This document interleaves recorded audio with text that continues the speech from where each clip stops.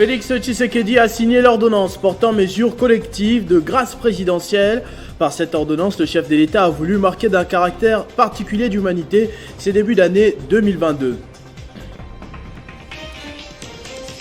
Les FARDC intensifient les opérations de neutralisation des ADF en territoire d'Irumu. Plusieurs d'entre eux ont été capturés, les armes récupérées. Bilan d'une offensive sur l'axe Komanda Luna, situé à 80 km de Bunia, le chef-lieu de province. En Afrique du Sud, un incendie s'est déclaré dans le complexe qui abrite les deux chambres du Parlement sud-africain. Des bâtiments classés comme site historique par le pays. Vers 5h du matin, heure locale, le feu s'est déclaré dans cette zone située à quelques mètres de la cathédrale Saint-Georges où se sont déroulées les funérailles de l'archevêque Desmond Tutu quelques heures plus tôt. Mesdames et messieurs, bonsoir. Le chef de l'État a, sur proposition de la ministre d'État à la Justice et garde des Sceaux, ordonné notamment la remise de la peine restant à exécuter à toute personne condamnée à une peine de servitude pénale ou des travaux forcés inférieurs à 5 ans, la réduction de 5 ans de peine restant à exécuter pour celle condamnée à une peine de servitude pénale ou des travaux forcés égales ou supérieures à 5 ans, ou encore la commutation de la peine des servitudes pénales à perpétuité à celle de 20 ans des servitudes pénales principales aux personnes condamnées par décision judiciaire. Dans le cadre de la tournée du président de la République dans l'espace Kasaï, les ministres de la formation professionnelle et de la justice ont visité les centres de détention dans la province du Kasaï central. À l'issue de cette tournée, la ministre de la formation professionnelle, Antoinette Kipulu, a annoncé la mise en œuvre d'un programme de formation des détenus dans les prochains jours. Autre chose à présent, sécurité. Les forces armées de la RDC ont intensifié les opérations de neutralisation des ADF en territoire d'Irumu. Plusieurs d'entre eux ont été capturés, des armes récupérées. C'est les bilans de ces offensives sur l'axe Komanda Luna, situé à 80 km de Bunia, chef-lieu de la province. Reportage de Constance Chimanga. Les taux se resserrent davantage autour de groupes armés en Ituri suite à la puissance de feu de forces loyalistes lors d'une offensive menée par les forces armées de la République démocratique du Congo sur l'axe Komanda Luna au sud d'Irumu en Ituri. 10 membres de groupes armés Mai Mai, FPIC et ADF MTM ont été capturés, des armes AK-47 récupérées ainsi que plusieurs bombes artisanales détruites. Cet exploit de l'armée congolaise est le fruit de l'exécution sans faille des instructions du commandant des opérations militaires en Ituri, le lieutenant-général Luboya Kashama Juni. Les opérations menées dans la région par le vaillant militaire sous commandement du général Mugisa permettent la stabilisation de la zone et la sécurisation de grandes agglomérations. Pour assurer la population iturienne du retour de la paix dans cette partie de la province, le général Mugisa a organisé un voyage avec la presse nationale et locale. Oui, contre commandant sur place vraiment pèse ali parce que nous sommes à côté na commande. Après la reprise de certaines localités, les usagers de la route nationale numéro 4 ont salué le travail des titans abattus par le service de défense. Nous saluons le travail abattu par le FARDC pour la réouverture de cette route. Ces jours-ci, il s'observe une accalmie dans la région. Notre souhait est de rentrer chez nous.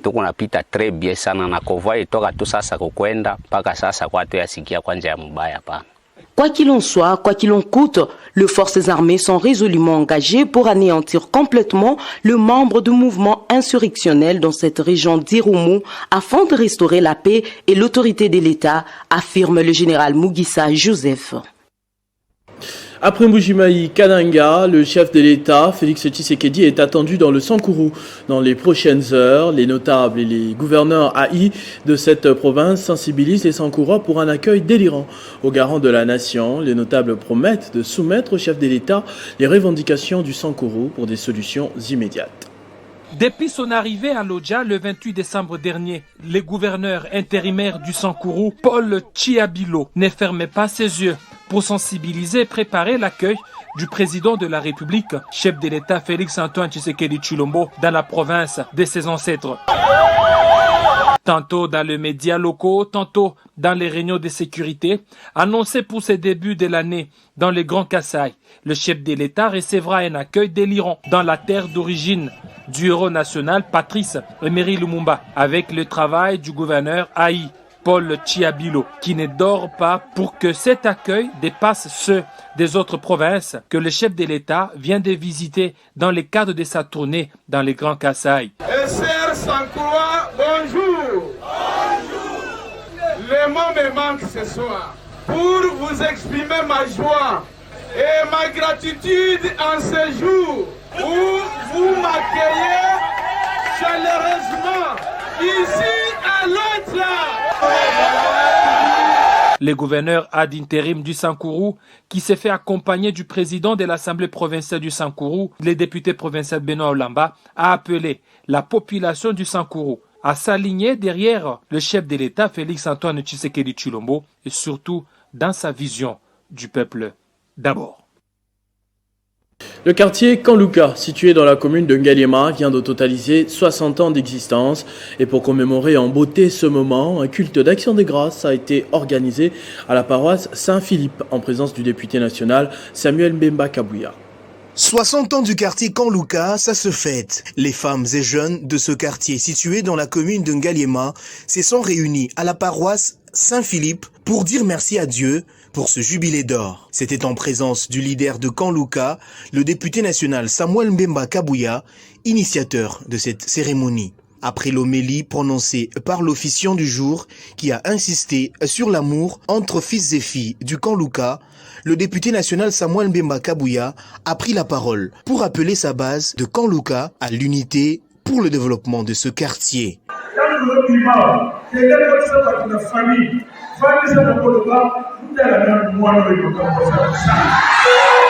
S'en est suivi un carnaval au cours duquel les jeunes du Kanluka n'ont pas cessé de chanter à la gloire de leur leader Samuel Mbemba, chemin faisant.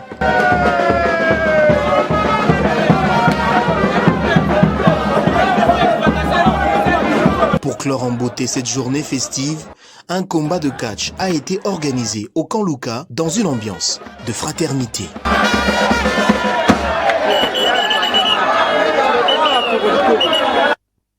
Les veuves de la cité des anciens combattants dans la commune de Ngaliema ont bénéficié le 31 décembre dernier des vivres leur apportés par le vice-ministre des Transports et Voies de Communication, Marc Ekila Likombo, pour leur permettre de bien fêter la Saint-Sylvestre. Suivez. C'était Marc Ekila en tenue militaire, signe de son attachement à son statut de fils d'un ancien combattant qui foule le sol du lieu qu'il a vu grandir, la cité des anciens combattants dans la commune de Ngaliema. Le vice-ministre des Transports et Voies de Communication, qui a bénéficié de l'affection des épouses et enfants des militaires, est allé démontrer son attachement aux siens en cette période des festivités de fin d'année. Dans sa gibecière, des vivres et non-vivres pour permettre aux veuves, orphelins et autres catégories des personnes vivant dans ce site militaire de passer les fêtes en toute quiétude. Pour la paix, mon président Félix Antoine Tshisekedi Tshilombo, le premier ministre et un membre du gouvernement, nous avons la solidarité. Alors, solidarité, c'est la réunion de la bandeko. Donc, on a telle qui n'a pas de nazana, moi, cité des anciens combattants. Bon, moi, Thomson, Mogo, Tokabo. Il a également saisi cette occasion pour démontrer sa reconnaissance au président de la République Félix Tshisekedi, au premier ministre Jean-Michel Sama Lukonde et au président du Sénat, autorité morale de la FDC et FDCA. La politique donc, de soutenir le président, de soutenir le gouvernement, grâce à Bangomi Balende Naza, Nazumondambo, Tokaboli. La visite de Marc Ekila était également un moment de retrouvailles avec ses anciens amis. L'un d'eux revient ici sur les souvenirs du numéro 2 des transports en RDC.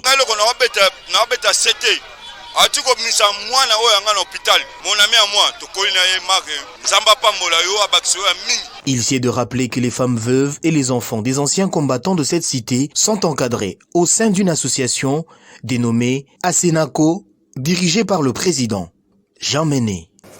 Surprise agréable des membres du gouvernement provincial du Lualaba à l'endroit de la gouverneure intérimaire. Tous se sont rendus au cabinet de Fifi Masuka pour lui offrir plusieurs présents, parmi lesquels un somptueux tableau avec la représentation d'un baobab avec une symbolique particulière. Suivez. C'est une agréable surprise que les membres du gouvernement provincial du Lualaba ont réservée à l'endroit de Madame le gouverneur intérimaire la veille de Nouvel An 2022. Tous se sont rendus au cabinet de Fifi Masuka Saini pour lui offrir plusieurs présents, parmi lesquels un somptueux tableau avec la représentation d'un baobab. Une manière pour ces ministres et autres hauts cadres du gouvernement local de saluer le grand cœur, le sens de responsabilité et un leadership féminin exceptionnel de la chef de l'exécutif provincial. Cet arbre signifie qu'on peut venir s'y mettre, soit pour fuir le soleil, soit pour chercher l'ombre, soit pour, comme en Afrique, pour s'y mettre et discuter. Pour représenter cet arbre-là, nous venons de terminer l'année. Nous pensons que l'année qui va venir nous amènera encore sous cet arbre-là pour que nous puissions cheminer ensemble. Et c'est l'arbre qui symbolise le pouvoir. Et ce pouvoir, c'est dans le bon. Pourquoi dans le bon? Parce que les gens vont se réfugier là-bas. Nous avons passé de haut et de bas. Nous avons survécu et Dieu a fait grâce que nous nous retrouvons aujourd'hui les 31 de la fin de cette année. Que seulement la grâce de Dieu accompagne chacun de nous dans vos familles, qui est vraiment le bonheur et que les gens puissent sentir que vous êtes vraiment les autorités de cette province. Merci à vous tous, à toute l'équipe du gouvernement, à tout le personnel. Merci de votre amour, de votre accompagnement. Merci beaucoup. 1000 sacs de farine de maïs, 300 cartons de lait, 700 sacs de riz et des bidons d'huile, des jus en plastique, des vivres et non-vivres remis aux enfants démunis des différents orphelinats de Kananga au nom du président de la République par les directeurs provinciaux de la CNCS Kasai Central, Dieudonné Nkishi, délégué du directeur général Jean-Simon Fouti-Kiakou. Ceci pour permettre à ces enfants de passer en beauté les fêtes de Nouvel An. Kananga, 1er janvier 2022, il est 12h heure locale. C'est par le couvent de Sœurs Carmélites de Saint-Joseph de Bikoukou que démarre le carnaval Papa Bonheur, initié par la Direction générale de la Caisse nationale de sécurité sociale sous l'impulsion de Jean-Simon Fouti, son directeur général, pour donner le sourire aux tout-petits. 125 orphelins et en rupture des liens familiaux ont reçu des vivres et non-vivres composés des sacs de farine, du riz, des cartons de poulet, de cartons de lait, des bidons d'huile et une enveloppe consistante. Ce don de la Direction générale de la CNCS a été remis par Dieudonné Nkishi, directeur provincial de la Caisse nationale de sécurité sociale Kasai Central. La sœur responsable du couvent de Bikoukou, Astrid Bakabingosha, salue un geste de générosité qui sauve des vies. Ce geste de générosité constitue d'une part une manière de redonner les sourires à ces enfants vulnérables, victimes de la méchanceté de la société, et d'autre part, la Caisse nationale de sécurité sociale, par l'entremise de son directeur général, témoigne l'amour qu'elle porte à leur égard, déclare la sœur Marie-Josée de la congrégation des sœurs carmélites cloîtrées de Malolé. Pour le directeur provincial de la CNCS Kasai Central, Dieudonné Nkishi, ce geste entre dans la vision du nouveau comité de gestion à la tête de la CNCS, celle de redonner du sourire aux démunis. Le directeur général de la Caisse nationale de sécurité sociale a pensé que le président ne peut pas aller partout, faire arriver sa main sociale auprès des enfants, des orphelins. C'est ainsi qu'il nous a délégués pour faire arriver la main du président de la République aux orphelins qui sont encadrés ici. De Bikoukou, en passant par Malolé, Kamaï Saint-Alphonse, Mpokolo Amoyi, la joie était visible sur les visages de ces enfants. Nous disons un grand merci à notre chef de l'État. L'ensemble du personnel de la CNCS Kasai Central a bien voulu, autour du directeur provincial et ses deux adjoints, témoigner la joie d'une nouvelle année à ces enfants. Les bénéficiaires, eux, n'en reviennent pas. Dans le cadre de la tournée du président de la République dans l'espace Kasai, les ministres de la formation professionnelle et de la justice, comme je disais tout à l'heure, ont visité les centres de détention dans la province du Kasai central.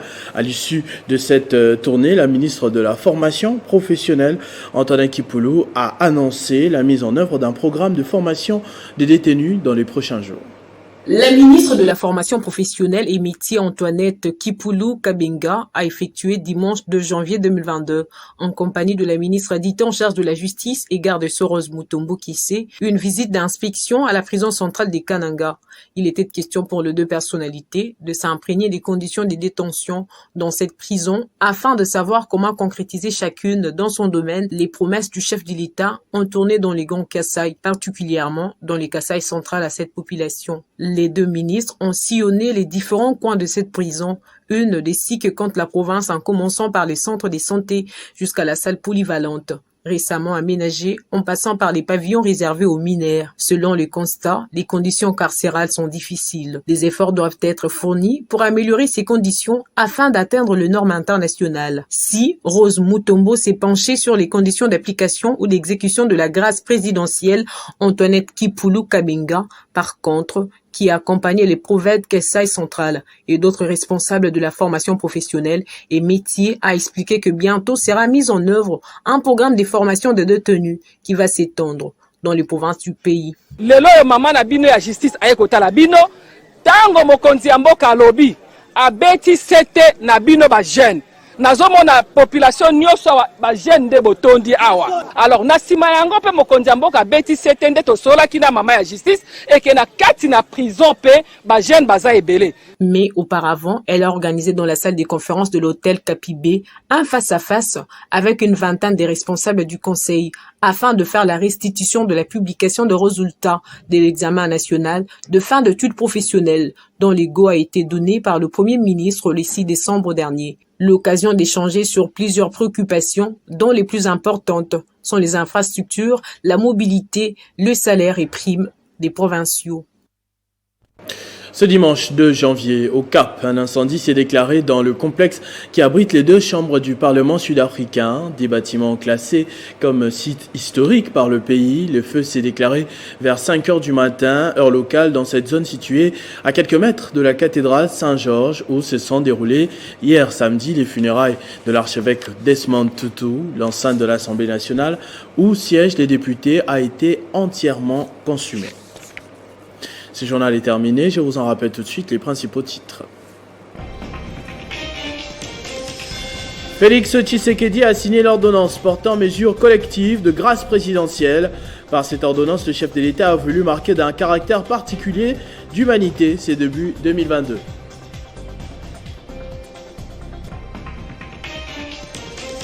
Les forces armées de la RDC intensifient les opérations de neutralisation des ADF en territoire d'Irumu. Plusieurs d'entre eux ont été capturés, des armes récupérées, bilan d'une offensive sur l'axe Komanda-Luna.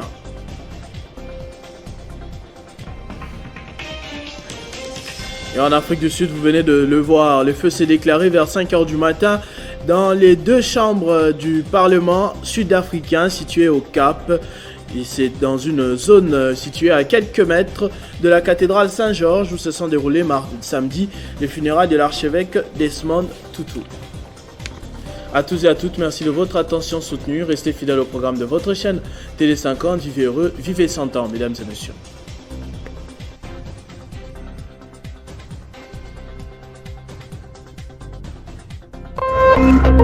Téléchargez les infos Télé 50 sur www.télé50.cd.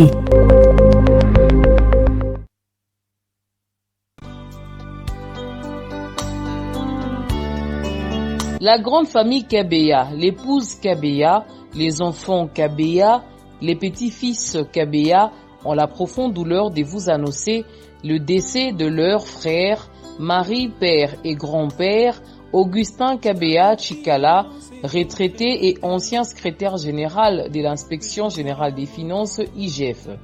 Décès survenu le 19 décembre 2021 des suites d'une courte maladie.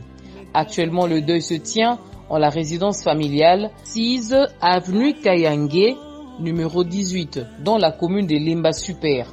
Les programmes des obsèques se présentent de la manière suivante. Mardi 4 janvier 2022, veillée mortuaire et culte d'action des grâces à l'espace Bikapi Oasis, première porte à la Fikine. Mercredi 5 janvier 2022, 8 heures, exposition du corps et dépôt des gerbes de fleurs à l'esplanade de l'hôpital Saint-Joseph à Limete 14e rue sur le boulevard Lumumba. 10 heures, levée du corps pour l'enterrement au cimetière Nécropole 2. Ces communiqués tient lieu de faire part pour la famille Kabeya Chikala.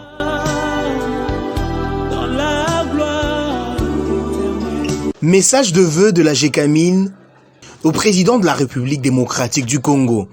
Excellence, Monsieur Félix-Antoine Tshisekedi Tshilombo, président de la République, chef de l'État, à l'aube de cette année nouvelle 2022, le président du conseil d'administration, les administrateurs, la direction générale et le personnel de la Générale des carrières et des mines GECAMIN SA adressent à votre Excellence et à votre famille leurs vœux de bonheur, de santé et de prospérité. Bien que marquée par la présence de la pandémie à coronavirus, l'année 2021 qui vient de s'achever a aussi vécu, sous votre impulsion, la cristallisation autour d'un objectif commun de réunir toutes les énergies des fils et filles de notre pays, la République démocratique du Congo, en vue de son redressement intégral. Attaché à votre ferme volonté d'assainir le secteur minier, GECAMIN SA, fer de lance de l'économie congolaise, vous félicite pour votre vision dans l'émancipation du secteur minier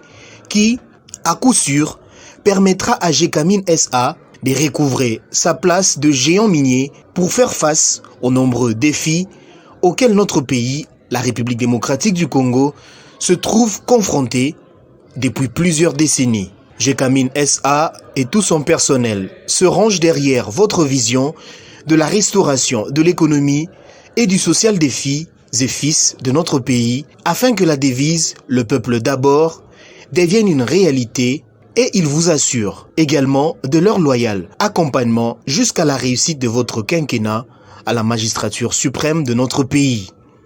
Que l'Éternel des armées vous accorde amour, sagesse et force pour conduire le peuple de la République démocratique du Congo vers sa destinée divine. Kaputo Kalubi Alphonse, président du conseil d'administration, Tambwengoy Kabongo, BH, directeur général.